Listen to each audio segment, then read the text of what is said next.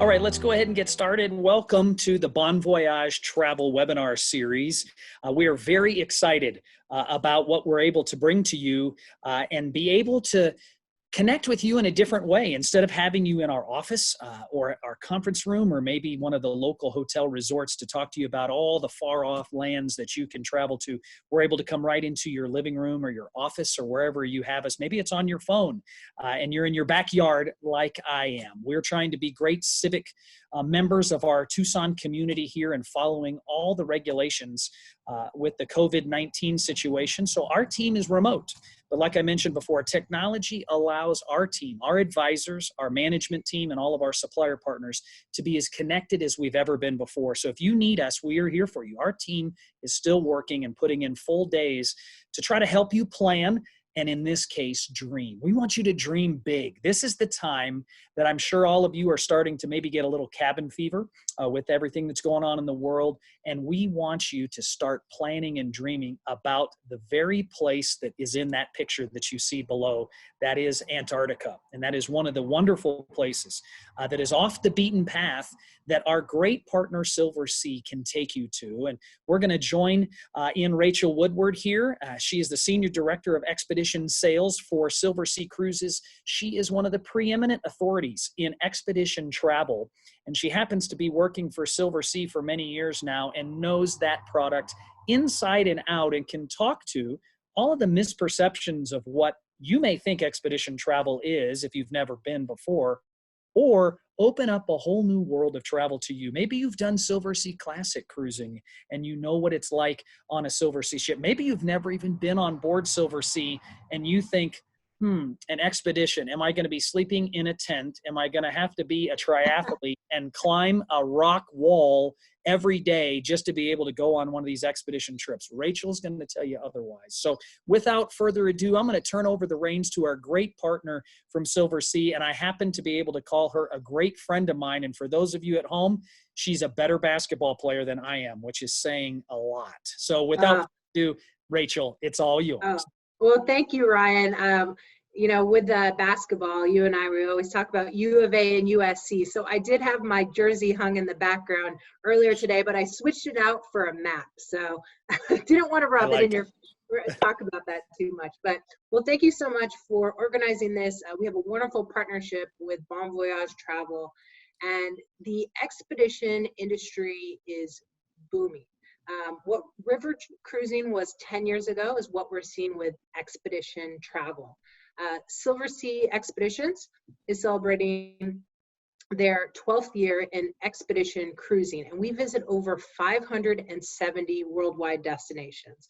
So a lot of times, like you said, Ryan, expedition cruising, people think they're going to have to climb a mountain that's 2-mile hike with a steep elevation. But a lot of times you can just be on a Zodiac. So I'll review that today, some of the wildlife you'll see, the ways you can explore. But taking a look at the destinations, it's not just polar regions that we visit. There's a lot of interest to visit Antarctica, check off that 7th continent, but we also visit places like the Arctic, Greenland, Easter Island, Papua New Guinea, the Kimberleys in Australia. Last year, we completed our Northeast Passage voyage, and this year we have a Northeast and a Northwest Passage voyage. So plenty of destinations to choose from. The only destination we're year-round is the Galapagos. But when you mentioned about the type of activity levels, I have to say this is probably one of the most popular questions I receive when it comes to expedition travel, the type of general activity. So when you look at these photos here, you can see most days you have 2 landings. So with that, it might be a morning excursion, an hour-and-a-half walk. Or you could be on a Zodiac cruise. So you don't even have to go ashore to explore. A lot of times you can just see the wildlife from the comforts of a Zodiac. We'll also offer bird watching tours, and then you can even explore the wildlife from the comforts of the vessel. One of my favorite photos here, top right-hand side, that was from my Arctic cruise last summer. We were able to take the vessel 81 degrees north and go ice cruising. Another great way to think of travel, multi-gen families. So this is great because the interaction with the expedition team. Children, if you're looking at families, only need to be 5 years or older. So this is great, especially over the holidays, spring break, and the summer. And I would say that probably for expedition, the top destination for families, the Galapagos during the summer. So that's something to consider there. But just Hey, looking at Rachel, these photos here, yep, I have one thing go to for it. interject here, and I told you I wasn't going to do this because you are such a professional speaker. I forgot to remind our listeners, or at least let them know, I'm starting to develop questions in my mind, and I've seen this presentation. So I'm going to share some of those questions at the end. For our listening audience, if you've never been on Zoom before, at the bottom of your screen is a Q&A box. Click that box and you can submit a question right now too, and we will collect those and answer those questions all at the end. So this does have an interactive component to it. And if you stay to the end, I also wanted to mention there's a great offer that Silversea is partnering with Bon Voyage on. So you'll want to stay all the way to the end. Back to you, Rachel. Perfect. I love that. So when you take a look at the families, and even for solo travel, there's a lot of interaction with the expedition team. So they will host walking tours, hiking, zodiac cruising, and even for families, snorkeling is offered. So a lot of interaction with the wildlife, which is perfect for families. So think of this if you are looking to celebrate a holiday and a major milestone with your family. But I do want to show a couple photos here with our expedition cruising, what that offers. So we have small vessels, anywhere from 140 to 240 guests. And the purpose of visiting these remote destinations is to get our guests off the ship, and we use these inflatable zodiacs to get you ashore. So you're always with an expedition leader. Usually there's about 10 to 12 guests in a zodiac exploring. These are just some example photos from our expedition team.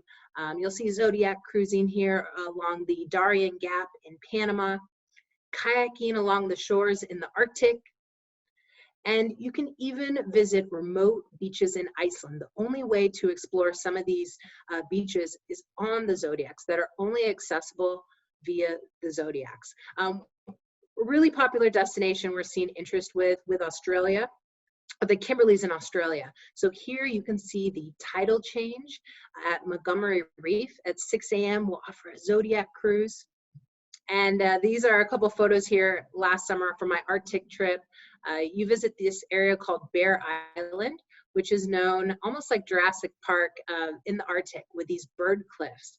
And you see not only hundreds, but thousands of puffins all around. So it is a really great way to explore being on a zodiac. You're within a couple feet of the wildlife.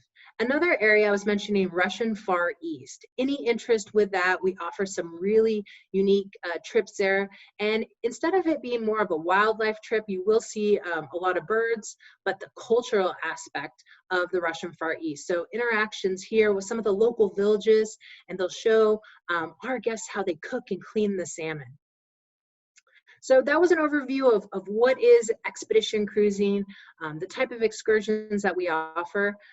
These are our vessels that you will be on to take you to these remote destinations. So I always recommend for expedition cruising, whether or not you're looking at a Silversea trip or another expedition product, look at a vessel under 270 guests. The reason I say that, a lot of times you can only have a certain number of guests ashore. So our vessels range from 100 passengers up to 240 passengers. And that really allows small groups ashore. And that is really key, because when you're going ashore, you don't want to be in large groups. You don't want to be in groups that are 20 guests. You don't want to be in a zodiac that is completely filled. So we always offer small groups to explore in zodiacs as well as walking ashore. So I'm really excited to share Antarctica as well as the Galapagos and some of my highlights from my trip. With Antarctica, we're there from November through February. And that is the prime season to visit Antarctica. That's the only time that you can visit Antarctica on a vessel. And with Antarctica, it is a total sensory overload. Beautiful isolation. You're going to have up close encounters with penguins, with humpback whales on zodiacs, and every day you go ashore, you're going to be within a couple feet of penguins. So I put together some of the top reasons to visit Antarctica, the wildlife. So visiting Antarctica, you want to see penguins. You can see up to 7 different penguin species in Antarctica. So you're not going to just see hundreds of penguins each day, you're going to see thousands of penguins each day. The sense of adventure. Visiting Antarctica offers the opportunities not only to walk along the shores, but you'll get to hike. You'll also get to kayak. And being in the Zodiacs with some of the expedition team that have been to Antarctica 60, 80, 100 times, and their passion for this area of the world. The human footprint is barely visible. When you think of it, only 50,000 people visit Antarctica each year. The other thing, the icebergs, I knew I would see a lot of penguins each day, but just an example, this photo here, the colors of the ice, the turquoise, the teals, 90% of the icebergs are below the surface level. The photography, if you're an avid photographer, I highly recommend Antarctica. You're going to be within a couple feet of the penguins as well as humpback whales, so it's great for photography. We do have a photography program on board, and there's always a photographer and videographer on board, which is really great. And then my top reason visiting Antarctica, of course, is always being with our expedition team. So a lot of them, they sign up every season to visit Antarctica. Can you imagine being with some of our guides that have been to Antarctica the past 12 years? Well, one of my favorite guides, Robin Illo, on the left-hand side, she's our marine biologist, and she graduated from Harvard University. And when you go ashore each day, you'll be with one of our guides, hiking, walking, zodiac cruising. We have up to 28 guides on board. So what this allows, each day you'll be with different guides, ornithologists, geologists, and they also lead lectures on board. They'll host dinner. So there's a lot of interaction with our expedition team. And they'll also be out on deck. So with Antarctica, this is a destination. You have 2 landings a day. And if you think of that, that's usually about 4 to 5 hours a day exploring ashore. The rest of the time you're on board. So there's a lot of interaction with the expedition team searching for wildlife. Some of the wildlife you'll see here, the penguins. On a 10-day voyage, you see 3 penguin species, and on an 18-day voyage, you see 7 penguin species. The whales, you'll have up and close encounters with humpback whales, minke whales, as well as orcas. And then if you're an avid birder, this is another great trip for Bernie. I do want to show a quick video here. It just gives a little overview of our Antarctica product from this past season.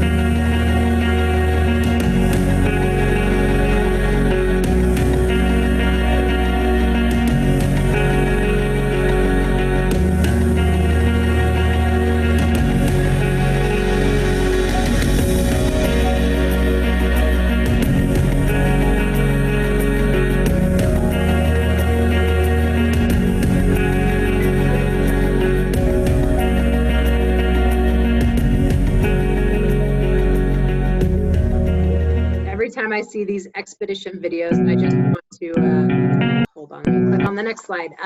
Visit again and again. I hope to go to Antarctica again this December. Every voyage, you see something different. And that's something a lot of people say with Antarctica. Typically, your first trip, you'll sign up for our 10-day voyage. And then a couple years later, a lot of time, guests want to return and go on the 18-day voyage. And that is, on the 18-day voyage, you visit South Georgia to see the king penguin. So this is just an example slide with a map that you can see our Antarctica trips, our round trip Ushuaia. We make it quite easy for you to get to this destination. So from the US, we do include flights to Santiago, Chile. We'll include an overnight hotel in Chile, and the following morning we'll include a charter flight to Ushuaia where you're board the vessel. One of the questions I will mention, because it seems to come up a lot, the Drake Passage. So how rough is the Drake Passage? You will have to cross the Drake Passage to get to the peninsula. For the most part, they call it the Drake Lake. So 9 out of 10 times it's pretty smooth. Our two vessels do have stabilizers, and they're quite fast. So if they do know that there's a storm coming, they can always avoid the Drake, delay leaving. But for the most part, it is pretty calm. So I'll click through some photos here from my trip, just so you can see a typical day in the life for Antarctica. Usually you have a landing early in the morning. You're back on board midday, and then in the afternoon, you'll have your second landing. So you'll see here guests wearing their parkas. We do include complimentary parkas. And the great thing is there is a base layer like a Patagonia Nano Puff. So a lot of times you're wearing a lot of base layers. It's probably colder in Chicago than it is in Antarctica. So I would say average daily temperature might be around 20 to 40 degrees, but wearing these base layers, it does keep you quite warm. As soon as you're in that Zodiac about to land, you'll see hundreds of penguins. And this is every day when you go ashore there. But it is quite easy to get in and out of a Zodiac. So when we're talking about a trip to Antarctica, who is this best for? Well, if you can climb a flight of stairs, play a round of golf, you can go on an expedition trip. We do have a couple guides that will assist you getting in and out of a Zodiac, but you can see here, there's a little platform they'll put in the water there, and then you just step and swing your legs into the Zodiac. But when you talk about our 18-day trip, it visits South Georgia. The reason to visit South Georgia is to see the king penguins. So you can see here, Zodiacs are coming ashore, about 10 to 12 guests in that Zodiac. As soon as you step foot, you have hundreds, if not thousands of king penguins. Also here, you'll see elephant seals. And I love this photo here because there's 4 guests standing next to each other, and 3 of them are taking photos on their iPhone. And it's amazing. A lot of my photos, same thing. I took photos on my iPhone because you're within a couple feet of the wildlife. So you'll see elephant seals. We visit this area, Salisbury Plain. You won't just see thousands of penguins, 60,000 king penguins as far as the eye can see. So this is the big highlight with the 18-day voyage to Antarctica. Some of the other penguin species that you'll see, the Gentoo penguin, and this question also comes up a bit. What is the best time of year to see baby penguins? Well, typically with the season, November through February, there's more ice and snow, November and December. The baby penguins are born at the end of December. So if you really want to see the baby penguins, I recommend end of December or any of our January into February voyages. You'll also see Adelie penguins as well as chinstrap penguins, and this would be on your 10-day voyage. One of my favorite areas, though, with our Antarctica trips is heading to the peninsula, where you'll see these ice edges with these arches here. It's just stunning Zodiac cruising. And a highlight I had on my trip, Sierra Cove, the sun was out that day.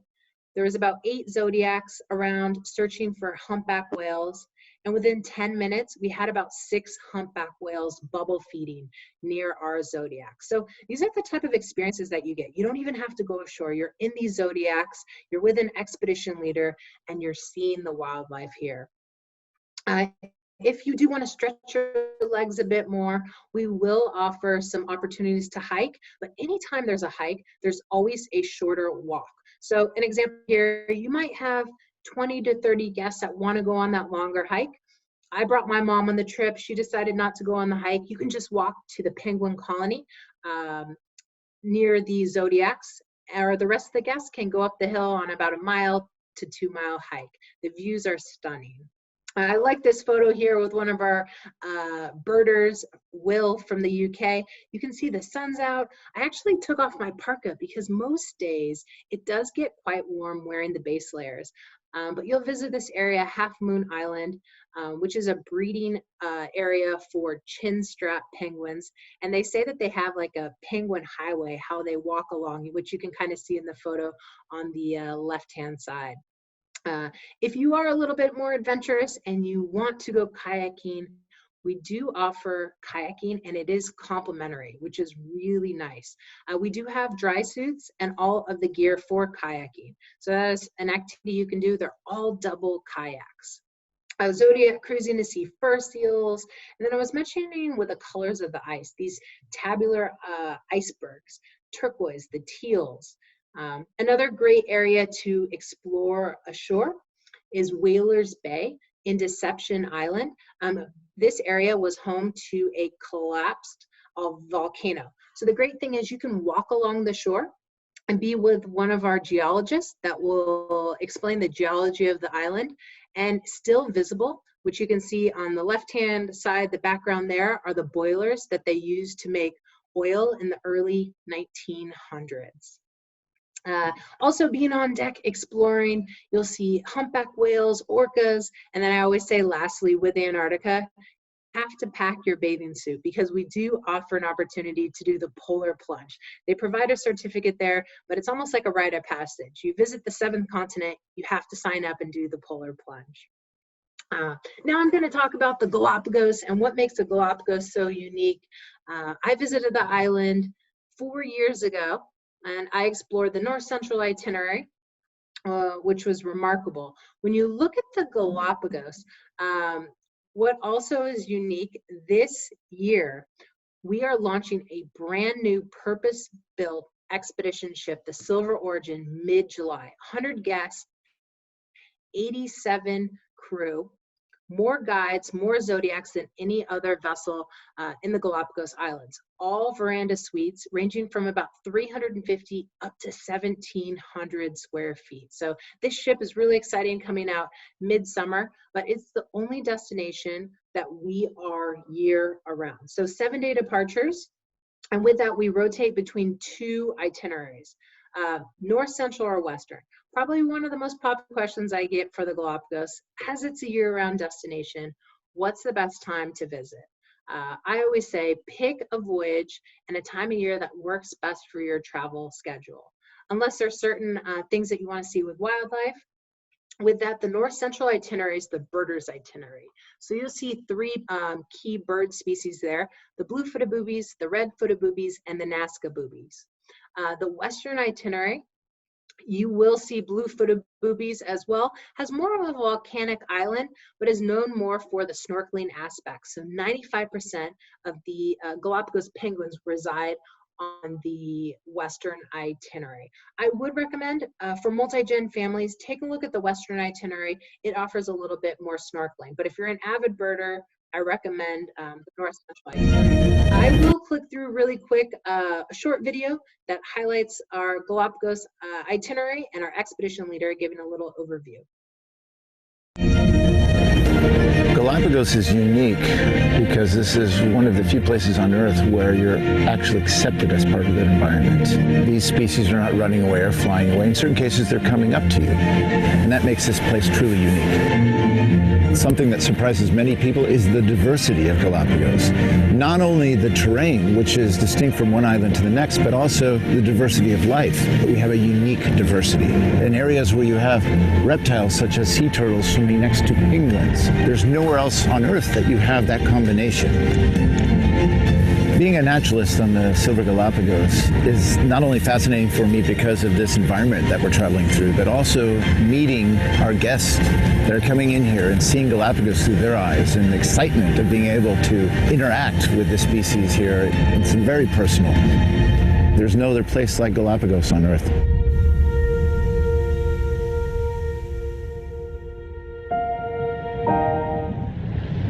Well, I love that video, especially with the expedition team. All the guides are from Ecuador. So that is one highlight with our Galapagos itineraries. They're all Ecuadorian. A lot of times their parents, their grandparents were guides, and they really are experts with the destination and all the islands that you visit. The other unique thing with the Galapagos, only 100 guests can go ashore each day. So as our vessel is 100 passengers, we're the only group visiting that island each day. So you can see here a small group exploring, seeing blue-footed boobies. You'll be within a couple feet of them as well. One of my favorite birds, I was there in October during mating season, the frigate bird, where it has its inflated chest and has a calling during the mating season. And then walking ashore here, we'll offer areas for, activities and exploring for bird colonies. Also, kayaking will be offered. And then even for families, just walking along the shores here, you don't always have to go on a long hour-and-a-half walk. We'll always offer short walks as well. They might be 30 to 45 minutes in length, just exploring the shores where you can see sea lions. Zodiac cruising as well, which is great on the Western itinerary. You are on a Zodiac through the mangroves. You can see in this photo here, there's a penguin right in front of the Zodiac. And then we always take guests up in the highlands to see the giant tortoises. So that's one thing with the itineraries. If you want to just see blue-footed boobies, you want to see the giant tortoises, both itineraries will offer that. We offer an excursion there. Usually it takes about 4 hours in length, and you will see the giant tortoises walking very closely towards you. The water activities will offer snorkeling each day. If you're a little bit more advanced, guests can take a Zodiac out and you can snorkel out there or just snorkel from the beach. This is a photo here. I'm surrounded by 3 sea lions. We do provide a complimentary wetsuit, and I do recommend to always check our packing list of what to pack. As you're so close to the equator, it is quite warm. I always recommend to pack dry fit shirts and wear those when you're snorkeling. And if you're on the Western itinerary, you will snorkel near penguins, sea lions, and even sea turtles. So that was a little overview why I'm so passionate about expedition cruising. And I would like to turn this over to Ryan, open this up to any questions that you might have received during this webinar. Thank you. You bet. That was very informative. As always, Rachel, I don't think you disappointed by saying when I introduced you as the preeminent authority, you did cash in on that. We had a few questions, and I have some of my own that when we talk to our clients, these seem to typically come up with people. One of the questions that we have, you mentioned multi-gen opportunities and that kids in the Galapagos would be a great experience. What's the minimum age to be on a Silversea expedition cruise? Great question. 5 years or older, and that really has to do with being in a Zodiac. A lot of times for families, perfect age, I would say, is around like 8 to their teens, but a lot of times that's usually the average age. Okay, speaking of young, it does obviously speak to people of all ages, but one of the questions was, and you talked a brief bit about this, but maybe go into greater detail on the level of physical fitness that I should expect to have to be able to experience the cruise and all that's there to offer without, feeling encumbered by what the activity level is. Great question. With expedition cruising, it isn't about the age. A lot of times that's what people think, that you really have to be fit. And I just give the example of if you can play around a golf and if you can walk a flight of stairs, go on an expedition voyage. I met with he was 92 and he did every landing in Antarctica. So it isn't about the age, it's just more about getting in and out of the Zodiac, but we have the expedition team that will help you. So as long as you're not using some type of walker or cane to walk ashore, you can go on an expedition voyage. Well, I love that, because that is a misperception, I think, that's out there with people that don't understand, have never stepped foot inside a Zodiac. Oh, what is that going to be like? So I'm glad you helped dispel that.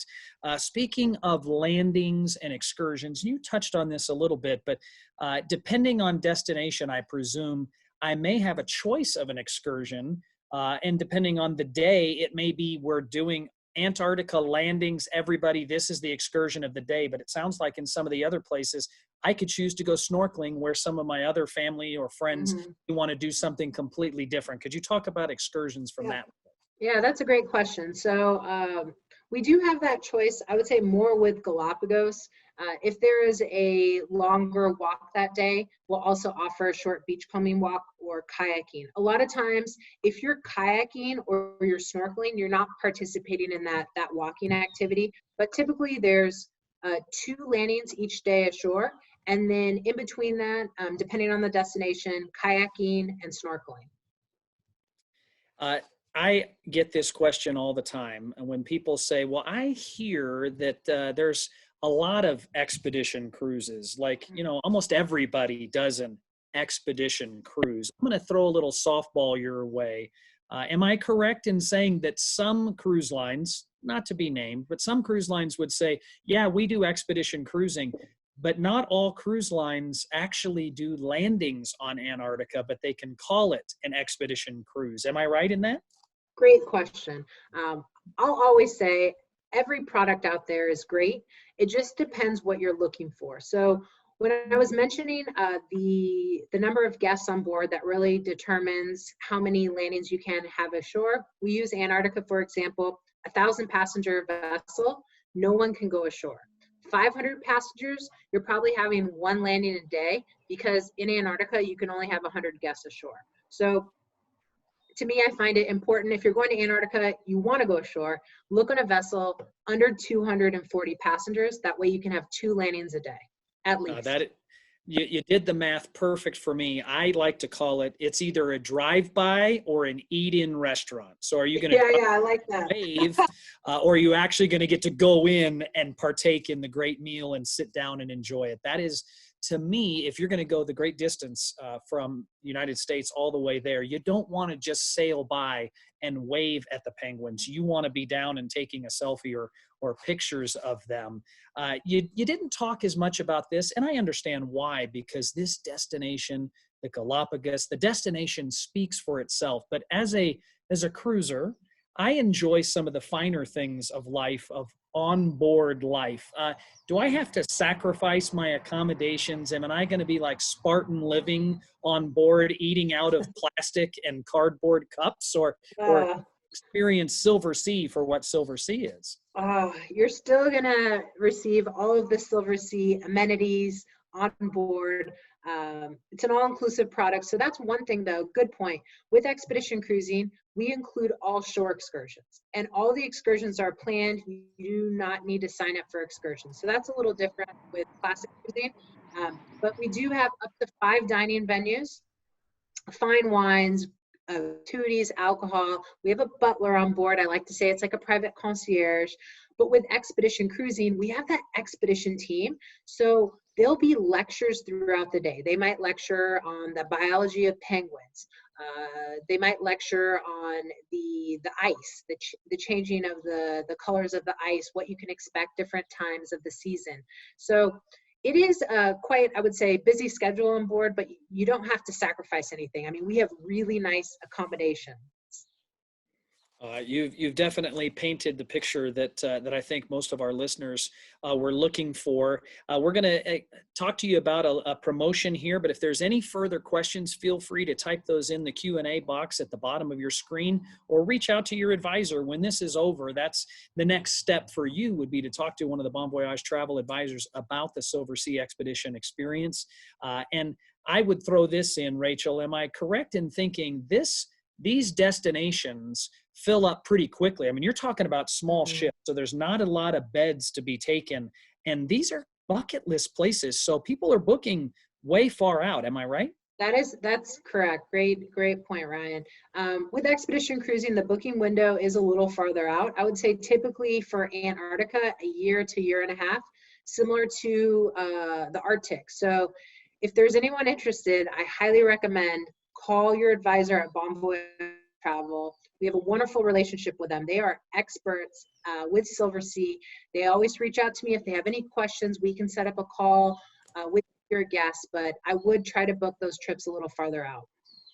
All right, before we get to the promotion, I'll at least touch on this because somebody did mention this in the chat, and we didn't really speak to it today in great length because, like I mentioned, the destination speaks for itself, being something that needs to be booked way in advance. So there was a question just in regards to current sailings and what's going on in regards to COVID-19 and the global situation that we're all being disrupted from. I can say this with confidence. Silversea Cruises is a part of a larger parent organization, the Royal Caribbean International, Cruises International, and they are following all the strictest guidelines. And so paramount importance is the safety, health, and well-being of all passengers and crew on board. That's didn't take this global phenomenon for that to be the number one pillar for Silversea Cruises.